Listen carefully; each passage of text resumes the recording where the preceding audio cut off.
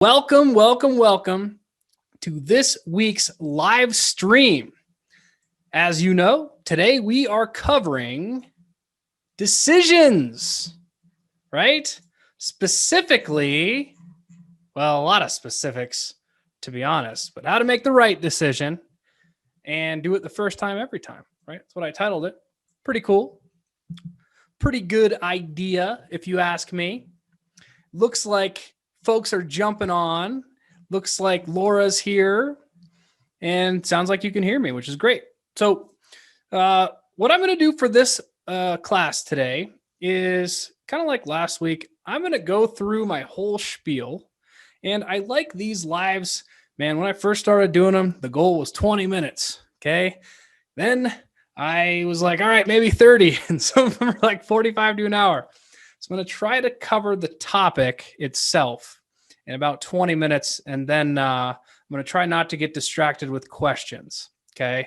But keep putting them in the comments because I'll go back and I'll answer them all. So, hey, Will.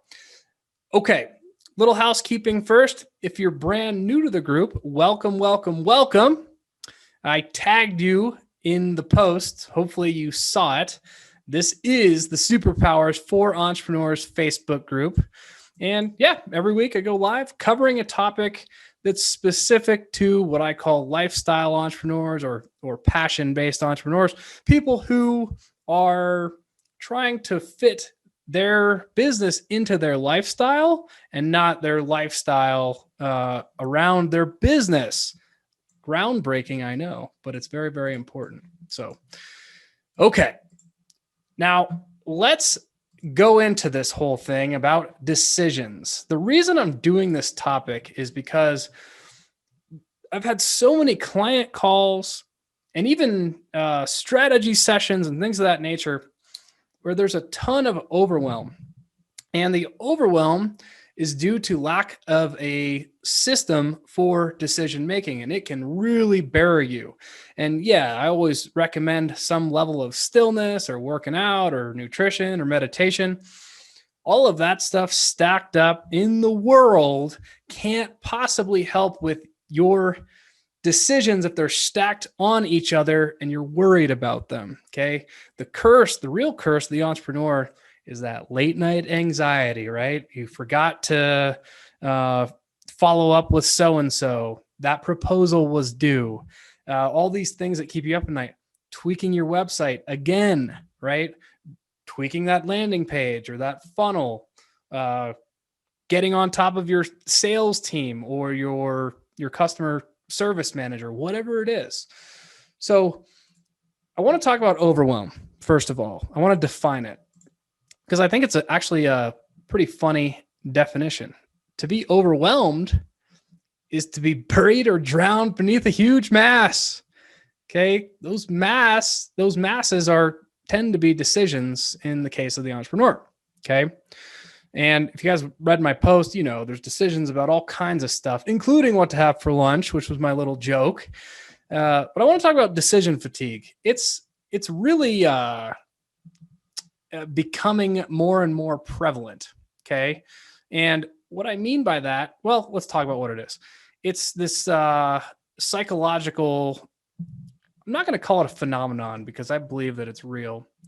And it's about the person's kind of capacity to make decisions. It really gets into ego depletion. And the theory around it is that the human being's ability to make decisions, it can get worse and worse and worse after making way too many decisions that their brain gets fatigued. I don't think it's really about that. I think it's the weight of not deciding quickly enough, but it applies to every single decision. So people that experience this stuff, they're usually CEOs, business owners, people that have a lot of weight against them. So they're making decisions that are affecting Fortune 500 company CEOs are making decisions that are affecting thousands and thousands and thousands of people if they're making budget cuts or whatever. So then they can't decide what to have for dinner. Now you can make all the jokes you want. You and your spouse are, oh, maybe we should have burgers for dinner. Maybe we should have salad with salmon. You decide. Now, I'm not talking about that stuff, but these people can't even decide what to eat. So it can help some of these people to kind of think of decisions as the decision-making ability as like a finite source, like a battery. Okay. So when you drain the battery, you have less energy and you can't make the decisions later on because the battery is empty. Okay. So let's transition now into how we're going to think about making the right decision the first time and every time. I want to preface it with this. How well do you actually know yourself? And what I mean is, what is your personality type? What are you predisposed to be good at? What are you predisposed to not be so good at? The more you know about it, if you know your Myers-Briggs or your Enneagram, that's a good indication. More importantly is your own personal experience with yourself through different layers of this stuff. So when you really get down to brass tacks here, you're probably the type of person who likes to go with their gut on a decision, or the opposite is the person who is completely objective and has all the data. And the solution is actually you kind of want to borrow a little bit from the other side. So if you're kind of a gut-based thinker primarily, you probably want a little more data. And if you're the other way around, you probably want to use your gut a little bit more. But you guys probably think that I'm going to go into all these complex decision trees and frameworks, and I don't really want to talk about them. They are tools and techniques. They're necessary for the most complex decisions. So I'm just going to quickly rattle them off and not go into very much depth with them. I want to put more emphasis on levels of decisions and how to get through that filter. First is an obvious decision matrix. It just helps you evaluate all the options, right? It's just a table, right? With, you put all the options in the first column and the factors that affect that decision in the first row. And then you kind of score and weigh all the factors. The T chart, use that when you're weighing kind of pluses and minuses, and it ensures that the positive and negatives are taken into consideration. It's a little simpler than the actual matrix. The decision tree, you can also use a mind map when thinking about decision trees. Pareto, this is huge for me. I always use this. What is the 20% that impacts the 80% of the outcome? Usually the Pareto principle is the best way for me. Cost benefit, of course, SWOT analysis, strengths, weaknesses, opportunities, and threats. All these things are like tools and tactics, and they're good, but they rarely need to be used unless the decision is a really, really big one. Like, oh, I don't know, should I spend $1 million a month in YouTube ads? Probably a decision that is not going to be made off the cuff. Now, I do know a guy in my mastermind that does do that as a gut decision, but his business is making more than that monthly. So he has the opportunity to do that, and he doesn't bat an eye at $1 million a month in YouTube ads. Okay, so let's talk about the levels of decisions really quick. And only the highest level and the most complex decisions would ever be suitable for using any of those tools and tech. And you can go back with the replay and Google all those things to see what those are. They're usually not necessary though. Okay. So hopefully you don't Google it by watching the rest of this live stream here. Okay. So levels of decisions, right? Which mop to use to clean the restrooms? Customer support. Should I give this person a refund for their $9 product? Which CRM do I need to migrate to? Do I need to fire my sales team manager? Do I need to hire a chief financial officer? What topic am I going to discuss with my team at the stand-up meeting tomorrow morning? See what I mean here? If you're focused on lower level decisions, it's actually impossible to have clarity to think about the higher level decisions. So if you're still thinking about the mop pattern to use while you're cleaning your restrooms. This is if you're a brick and mortar business. I'm saying this because I was that guy. Okay.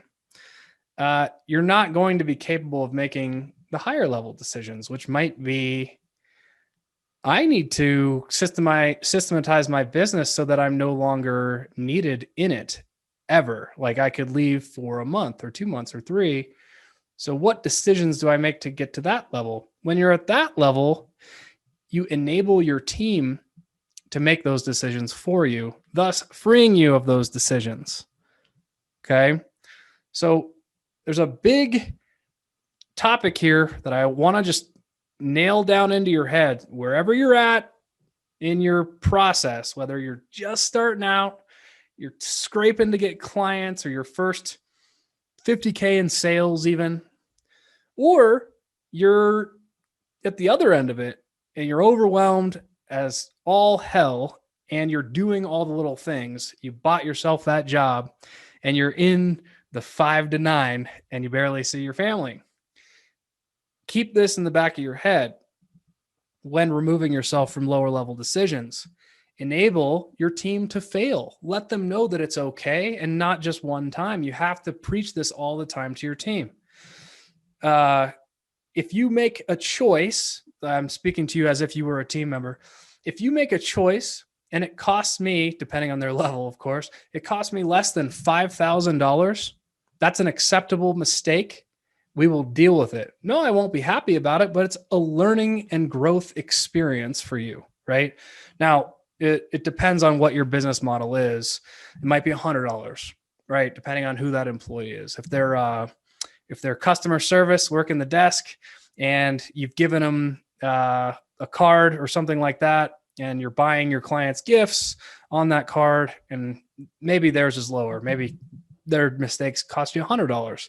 Either way, allow them to fail. Let them fail. You actually want them to fail sooner so that you can have the conversation, because then they're going to get past fear. And that's when you can finally develop them, when they know that pushing is encouraged, failure is encouraged. And it doesn't even matter what level they're at. This is very, very freeing. So I wanted to touch on that topic because it's so important. Okay. So I have on my whiteboard over here, I just listed some things that I personally made some pretty bad decisions about, but it led to other opportunities. So the one I want to discuss most is one that's been coming up a lot with brick and mortar specific clients. This doesn't disqualify you if you're not brick and mortar. So still kind of listen to this one. So the path seems to be to grow. You want to scale, double in size, all this kind of stuff. And I remember very, very vividly, the space adjacent to ours became available, and I wanted to expand my gym. Now, in my gym, I started in my garage, outgrew that really quick, got into about a really small 3,000 square foot space. And man, I want to just keep going. I want to take over the world. I want the biggest, best gym ever. And I had a conversation with a bunch of people, my lawyer, my accountant, my mentor, and another one of my coaches at the time. The mentor and the coach urged me to follow my gut, which was to expand it. And my accountant and lawyer urged me not to. So the reason I'm saying that is because the thinkers that wanted the expansion were sort of the gut level thinkers, back to my personality type stuff from earlier. And the accountant and lawyer, they were very, very numbers driven. So they were basically like, hey, your revenue is pretty good, but it's not that good. Do you know what all of the costs you're going to incur by doubling in size? It's not just the rent, bud, because in order to pay the rent, you have all these other new expenses from personnel all the way down the line. And I didn't care. So I did it anyway. And I grew into it and it was fine. And I figured it out. And we actually were very, very successful. And we did a lot of things that I didn't even dream were possible, but it wasn't the way I had planned it out when I decided to expand the space, and it doubled in size. If it had only gone up a third in size, it would have been perfect, by the way. Anyway, we made it work. We learned a lot about it. I have a very good friend and colleague who is on the board for a very, very large, it's not just a fitness facility. It's like a megaplex. So 2 sheets of ice, actually 2.5 sheets of ice, soccer turf, baseball turf, basketball, a couple different gyms, you name it, right? This place costs, I think he said it costs $20 million a month just to keep the doors open.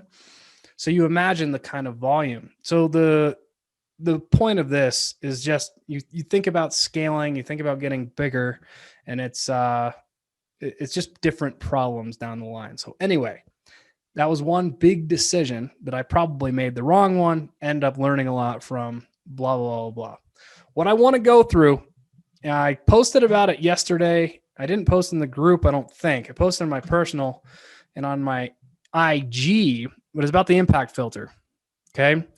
So the impact filter is what I want you guys to put basically every single decision that is kind of like weighing on you through. And not only that, but give it to your team. So there's going to come a point, and you might be there already, where your team is coming to you with some great ideas. And you cannot implement all of them at the same time, or else they're all going to suck. So the impact filter is just a simple document that either you fill out or one of your team members fills out. And just by going through that process, you're already weighing the costs and options to decide, hey, is it really in your best interest to do this?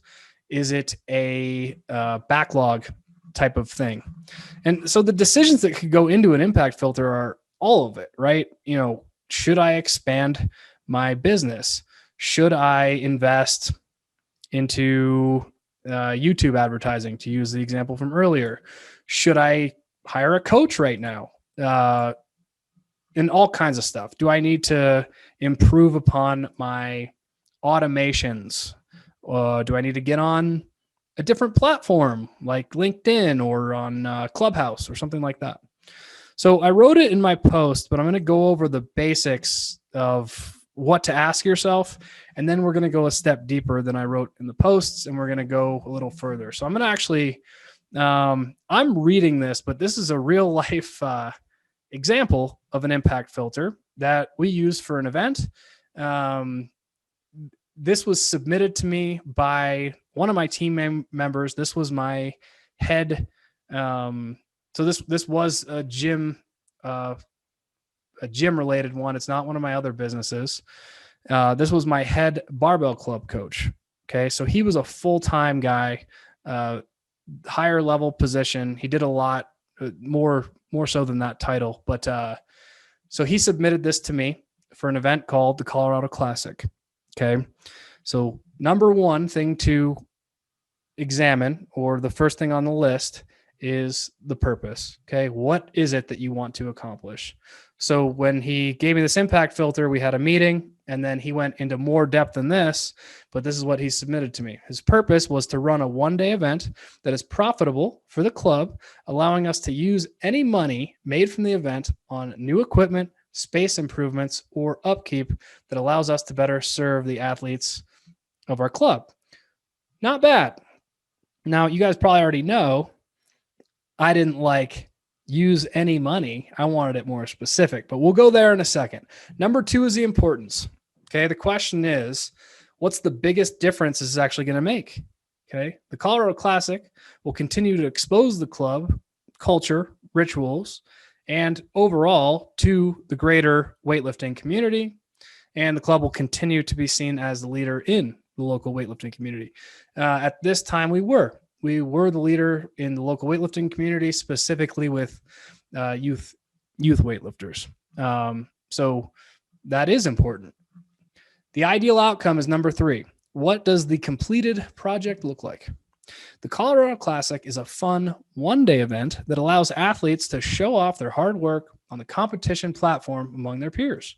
We hit our goal of 160 signups and cover all costs and X blah, blah, blah. He goes into profit here for the ideal outcome. The next is the fourth one is success criteria. So what has to be true when this project is finished?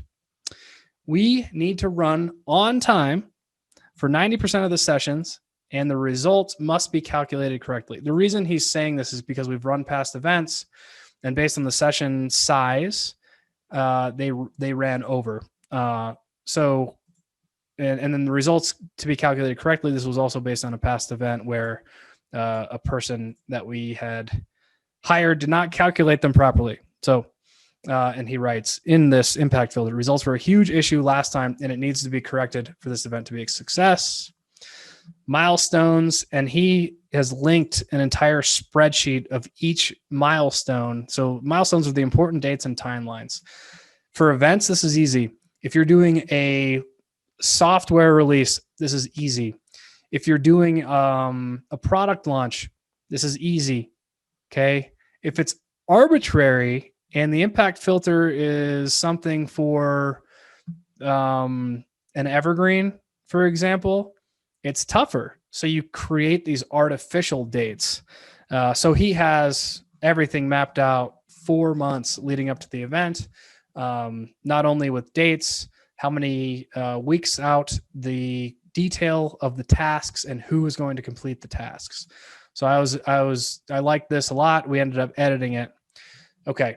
The next section of the impact filter is actually the hardest one because it is the most simple and elegant. What is the best result if we do take action? Okay. This is if we do the thing that we're creating the impact filter for, what is the best possible outcome? And he writes, we continue to hold on to the later year meet calendar spot, filling a competitive void in the local weightlifting club. So what he's talking about here is the local clubs around the state would pick spots throughout the calendar months, and people take at least 12 weeks to train for these things. So it does matter where they are on the calendar. So if you have one at the end of a quarter, that's a really good thing. If it's popular, then people come to yours instead of another one. So that's really good. And you set up a yearly event for that. The next one to consider is the worst result if we take action. So we do the event or whatever you're creating the impact filter for, and it goes horribly, horribly wrong. Okay. What happens? What is the worst possible case scenario? And he writes, nobody signs up. We need to cancel the event, refunding all the money to competitors. What's funny about this is we ended up canceling it in 2020, and we had a huge venue for the whole thing. And it was the worst case scenario, but it was because of COVID. So we ended up refunding a ton of people, and we actually spent money because of, you guys are all in business. You know that it costs you money to give refunds. So we ended up losing money on that. Some of the prizes that we had actually spent a little bit of money to get, even though it was like a half and half. So the result was actually a lot worse than this. And it did happen, and it wasted a lot of people's time, which I paid for too. So it was a huge loss. Okay. The third category is the worst result if you don't take action. Okay. So the last one was the worst case scenario if we do go with this decision. And this is the worst result if we don't. So what happens if we don't? And he writes, another local club takes the time slot, and we go into obscurity, and coach, he's funny. Coach Jake quits to pursue a career in Zumba instruction. Now, if you guys knew Coach Jake, he always had either some kind of beard or a mustache, and he was very, very stout, and he can lift the world in relation to his body weight. It would be ridiculous if he was a Zumba instructor, but he had some fun with it. And this is actually his response to this was one of the reasons that I wanted to share this with you guys, because it makes it more fun if you carry that with your team. Even if you do it for yourself and you have a little bit of fun with it, it makes the process a little bit better. Okay. costs and options. Now, in the basic template, I use an option, cost, and benefit matrix, but Jake actually did a separate spreadsheet where he did a full-on budget. And it's just, he's listed out every single thing that he could possibly think of, even things that we probably didn't need to spend money on, including people's time, vendors, all the rest of it. So it's an extremely detailed budget that he attached here rather than just doing a classic option cost benefit analysis here, which for most decisions in the impact filter, option cost benefit is sufficient. So you don't have to do a full on budget, but he did. And so my team figured out the better and more detailed they would be with these impact filters, the more likely their ideas would get through and we would do them. So he went a little crazier. And I encourage you to build the same culture, because then your team members are going to go above and beyond. It's not going to be just an idea on a whim to, sign up for this new Clubhouse marketing plan, right? Next, we have notes and then decision and action items. So the decision and action items are essentially, are we doing it? Yes or no? If yes, when is the meeting or set of meetings that need to take place? If the answer is no, is it no ever, or is it not right now? And you're tabling it to be brought up at maybe the next quarterly meeting or the next yearly meeting, depending on where it fits in. So the reason I went hard on this impact filter, guys, is you can filter anything through it. If you have 5 business ideas right now, and you have 0 revenue in 4 of them, chances are it's time to stop thinking about 4 of them for now and focus on the one. Okay. If you have 5 ideas and 0 revenue in all of them, well, the decision is actually easier because you can do this cost benefit stuff. But I do recommend simplification. But you're going to have, whether it's business ideas or finance ideas or whatever, investments, opportunities, you get all these things that come across you. I got in my DM right now a guy from my mastermind who wants to do a JV on another project. Do I want to take that opportunity? It sounds cool, but where I'm at right now, I am loving my business coaching and I'm spending a lot of time on it because I'm enjoying it so much. I'm getting great results from my clients. So I'll probably end up saying no, but it might be a big FOMO situation if I do, or maybe it's a not right now type of situation. But I am going to do my own impact filter on it, which is fun. But remember, the point of this impact filter is to avoid getting to all those complex decision frameworks that I discussed at the beginning. Simplicity is your friend. I got a response to an email yesterday that thanked me for using the KISS philosophy, and it's going to work every single time.